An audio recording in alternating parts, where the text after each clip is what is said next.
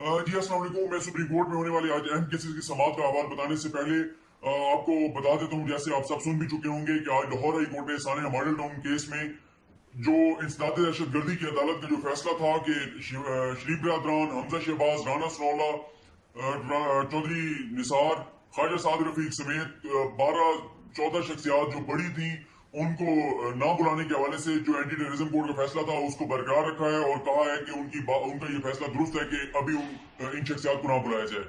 अलबत्ता ये कहा गया है कि जो मुश्ताक सुखेरा और सिपाही जी पंजाब थे उनको बुलाया जाए। मुश्ताक सुखेरा ने जो एप्लीकेशन दायर की थी, अपील दायर की थी कि मुझे क्यों बुलाया जा रहा है, मुझे ना बुलाया जाए, तो वो उन्होंने मुस्तरद कर दिया है। उनको कहा है कि आप जाके ट्रायल का सामना करें। लेकिन मैं इस केस का मुकम्मल तफसील आपको मुकम्मल इस केस की तफसील से आपको आगाह कर चुका हूँ कल की वीडियो में। अब अवामी तहरीक ने इस फैसले को सुप्रीम कोर्ट में चैलेंज करने का फैसला किया है। अब मामला सुप्रीम कोर्ट में आएगा। सुप्रीम कोर्ट में जब आएगा तो सुप्रीम कोर्ट देखेगी कि किन किन को बुलाना चाहिए या किन किन को बुलाने की जरूरत नहीं है। एक जितने भी कानूनी माहिरीन थे और एक आम तौर तासुर भी यही था जो भी इस वाकई के बारे शरीफ साहब और राना सरोला साहब के बारे में था कि उनको लाजमी बुलाने का हाई कोर्ट ऑर्डर देगी। तो इस हवाले से हाई कोर्ट का ऑर्डर जो है वो काफी तशवीशनाक है कि उन्होंने कहा है कि जी किसी को भी बुलाने की जरूरत नहीं, यानी राना सनौला को भी, शहबाज शरीफ साहब को भी, इनको भी बुलाने की जरूरत नहीं है। खैर अब देखते हैं कि मामला सुप्रीम कोर्ट में आता है तो सुप्रीम कोर्ट इस पर क्या फैसला करती है। अब हम बात करते हैं आज सुप्रीम कोर्ट में होने वाले अहम केसेस की समाअत के हवाले से। आज डिडोचा डैम जो कि पिंडी में बनना है, जिसके ऊपर इसके हवाले से मैं आपको मुकम्मल तफसीलात पिछली हेयरिंग से बता चुका हूँ कि ये डैम जहां पर बनना है उसकी 11,000 कनाल जो जमीन है वो तो है बहरिया और डीएचए के पास, जबकि बाकी 7,000 प्राइवेट लोगों की है। हुकूमत पंजाब को कहा गया था कि वो बनाए, हुकूमत पंजाब ने अब तक बनाया नहीं है इस डैम को। तो अब बहरिया टाउन कहता है कि हम बना देते हैं, बहरिया टाउन डीएचए मिल के बना देते हैं, और उनका ये कहना है कि हम अगले एक मुद्दत तय कर लेंगे कि कितने साल के लिए पानी की जो इनकम होगी वो बहरिया टाउन और डीएचए लेते रहेंगे। जब वो मुद्दत खत्म होगी तो उसके बाद जितनी इनकम होगी वो पंजाब हुकूमत को जाएगी। अब आज सुप्रीम कोर्ट को बताया गया कि अब बैरियर टाउन डीएचए और दूसरी जानब पंजाब हुकूमत के जो तकनीकी माहिरीन है, टेक्निकल माहिरीन है, वो सारे बैठेंगे और बैठ के और देखेंगे कि पूरी तफसील से आगाह करेगा बैरियर टाउन को वो किस तरह से ये डैम बनाकर देगा, और ये सारी चीजें तय होंगी। फिर फैसला किया जाएगा कि बैरियर टाउन को कितने अरसे के लिए पानी फ्रो करने की इजाजत दी जाएगी, और सारी चीजें तय होंगी। और इस हवाले से 3 हफ्तों में सुप्रीम कोर्ट को जवाब दिया जाएगा अगर ये बैरियर टाउन को पंजाब हुकूमत बनाने के लिए दे देती है ये डैम। इसके अलावा चीफ जज साहब ने मुल्क भर में जितने भी डैम्स की तामीर है जो होने चाहिए तामीर, उनकी फिजिबिलिटी रिपोर्ट के हवाले से, उनकी प्रोग्रेस के हवाले से एक रिपोर्ट तलब की है। और चीफ जज साहब ने आज ये कहा है कि कराची के जो लोग हैं वहाँ पानी की जो कमी है उनके लिए 25 दिसंबर को एक अच्छी खबर आ रही है, और पानी के जो शदीद किल्लत है उस हवाले से कराची वालों के लिए खुशखबरी होगी। आज एक और केस के दौरान मलिक रियाज साहब के मौजूद थे इसी केस के लिए रिडोचर हवाले में। तो एक और केस के दौरान चीफ जज साहब ने मलिक रियाज साहब को बुलाया कि जी मलिक रियाज साहब आप आइए, आप बताएं कि मुझे पता चला है कि ये बैरियर एनक्लेव जो है इसमें भी आपने सरकारी जमीनों पर कब्जा कर रखा है। तो उन्होंने कहा जी ऐसी बात बिल्कुल नहीं है। रियाज साहब ने भी कहा ऐसी बात नहीं है, लेकिन चीफ जज साहब ने कहा हम देखेंगे, हम आपको कब्जा नहीं करने देंगे। और फिर चीफ जज साहब ने कहा कि मलिक रियाज साहब आपने अदालत से 20 मिनट मांगे हैं कि आप 20 मिनट बात करना चाहते हैं। तो उन्होंने कहा जी मैं वो बैरियर टाउन वाला जो केस है उसमें बात करना चाहता हूँ। तो चीफ जज साहब ने कहा ठीक है, आप ऐसे कीजिएगा कि जब बेकम अक्टूबर को आइएगा उस केस के लिए तो 1,000 अरब का इंतजाम करके लाइएगा। तो मलिक रियाज साहब ने कहा जी 1,000 अरब तो मेरे पास नहीं है। तो चीफ जज साहब ने कहा क्यों? मलिक रियाज के पास पूरे पाकिस्तान का पैसे ही मलिक रियाज के पास है। उन्होंने कहा मेरे पास 100 अरब नहीं है, 1,000 अरब तो अमरीका के पास नहीं होंगे, मेरे पास कहां से आ गए इस तरह से। तो इस पर चीफ जज साहब ने कहा कि आपके पास बहुत पैसा है। तो उन्होंने मलिक रियाज साहब ने कहा जी ये हलाल का पैसा जो मेरे पास है। तो चीफ जज साहब ने कहा हमने तो कहा ही नहीं कि हराम का पैसा है, लेकिन आप तैयार होके आइएगा। यानी वो जो केस चल रहा था जस्टिस इजाज अफजल साहब का जो फैसला है उसके ऊपर जो नजरसानी के लिए जो अपील दायर कर रखी है मलिक रियाज साहब ने, उसकी क्योंकि समाअत होनी है तो उसी वाले से चीफ जज साहब ने कहा कि आप तैयारी करके आइएगा। इसके बाद केस था सरदार कोड़े खान ने जो 10,000 एकड़ जमीन दी थी मुजफ्फरगढ़ में। ये बड़ा ही जबरदस्त एक केस है कि किस तरह से सरदार कोड़े खान ने जो इलाके की वेलफेयर के लिए, तालीम के लिए जो जमीन दी थी उस पर कैसे फिर कब्जे हो गए। और आज अदालत को बताया गया कि 40 कनाल के ऊपर तो सिर्फ जहाँ डिस्ट्रिक्ट कोर्ट से मुजफ्फरगढ़ की वो है उस पर भी चीफ जज साहब ने इज़हार बरहमी किया और कहा कि ये जमीन 40 कनाल जो जिन पर अदालतें कायम है ये भी वापस किया ट्रस्ट को।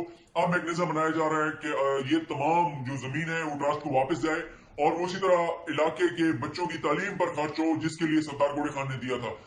ये सरदार मुजफ्फर साहब हैं मुजफ्फरगढ़ से, उनको ये क्रेडिट जाता है कि जिस तरह से वो हर पेशी पर आगे पेश होते हैं, जिस तरह से उन्होंने ये केस लड़ा है, शायद कोई वकील भी इस तरह से केस ना लड़ सकता जिस तरह से उन्होंने आके और अदालत के अंदर केस लड़ा है, क्योंकि अब भी इस केस में सरदार असलम साहब जो है वो वकालत कर रहे हैं। लेकिन मैंने आपको बताया कि ये बहुत ही अच्छा केस है, जबरदस्त केस है। इसमें सरदार घोड़े खान ने की जो खिदमात है और जिस तरह से उस जमीन के ऊपर कब्जे किए गए हैं, तो इस पर फिर किसी वक्त आपको तफसील के साथ आगाह करूंगा।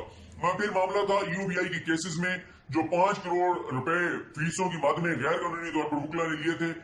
गो कि उनमें से 2 वकला ऐसे हैं जो बड़े वकला थे, एक तो इंतजार हसन साहब है, उनको जितने पैसे दिए गए वो जस्टिफाई हो सकते हैं क्योंकि इंतजार हसन साहब बड़े वकील हैं। और सिर्फ यह है कि अदालत के सामने मामला यह है कि यूबीआई जो है वो 1 लाख से ज्यादा पे किसी वकील को नहीं ले सकती थी, लेकिन इस केस के अंदर करोड़ों रुपए टोटल दिए गए। और सिर्फ आप देख लें कि बाबर सरदार साहब जो टीवी पे बैठ के अखलाकियात का बहुत दर्स देते हैं रोजाना, जो है ना वो अदालती इस्लाहात पे और बहुत सारी चीजों पे वो बड़े बड़े लेक्चर देते हुए नजर आते हैं।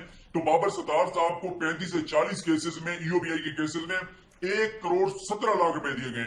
इस पर सुप्रीम कोर्ट निहायत तशवीश का इजहार कर चुकी है कि चले इक़्तिदार हसन की समझ आती है, आसमा जहांगीर को भी केसेस दिए गए, उनकी भी चलो समझ आती है, ये तो बड़े मुकला थे। बाबर सरदार साहब तो सुप्रीम कोर्ट के वकील भी नहीं थे और उनको 35 से 40 केसेस के अंदर 1 करोड़ 17 लाख रुपए दे दिए गए। तो अब अदालत ये देख रही है कि ये जो पैसे हैं ये किसने वापस करने हैं। ईओबीआई तो वो गरीबों का जो है पैसा होता है, तो या तो फिर यह है कि जो इजाजत देने वाले हैं उनसे लिया जाए, जो ये वकला हैं इनसे पैसे वापस लिए जाएं, और या इसके ऊपर क्या होगा इस हवाले से अदालत देख रही है। आज एजाज हसन साहब को चीफ जस्टिस ने कहा कि आप भी बताएं आप कितने पैसे डैम फंड में दे रहे हैं। उन्होंने कहा कि इस केस की मद में मैं डैम फंड में बिल्कुल पैसे नहीं दूंगा, क्योंकि इससे ये लगेगा कि मैंने अतराफी जुर्म कर लिया, मैंने गलत पैसे लिए हैं। हमें तो ईओबीआई ने हायर किया था, ईओबीआई को पता होना चाहिए था कि अगर उनको इजाजत नहीं थी तो ये उनको देखना चाहिए था।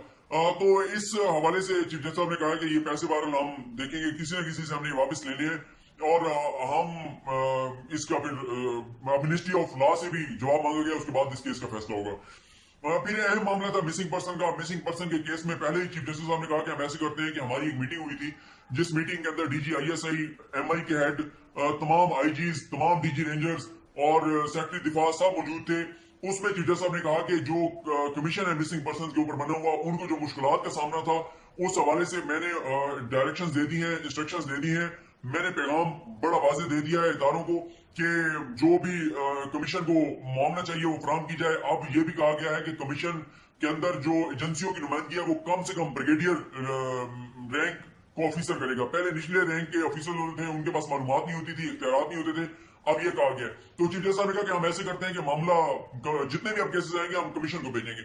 लेकिन इस पर आमना जंजुआ जो कि मिसिंग पर्सन के केस में आती हैं, पेश होती हैं और लड़ रही हैं ये केस, उनका ये कहना था कि बहुत सारे केसेस हैं जो क्रोनिक केसेस हैं जिनके ऊपर कुछ नहीं हो रहा, तो उसको अदालत देखिए। चीफ जस्टिस ने कहा कि उनकी आप लिस्ट दे दें, हम उनकी रिपोर्ट मांग लेते हैं। फिर उनका ये भी कहना था कि सवात के अंदर जो लोग ऑपरेशन में लापता हुए थे उनके हवाले से कमीशन कुछ नहीं कर रहा। कमीशन कहता है कि हुकूमत ने हमें जो पॉलिसी देनी है उसके मुताबिक हम फैसला करेंगे। फिर उन्होंने ये भी कहा कि बहुत सारे ऐसे केसेस हैं जिनको डिस्पोज ऑफ कर दिया है कमीशन ने, लेकिन हमारी उसके ऊपर कुछ रिजर्वेशन हैं।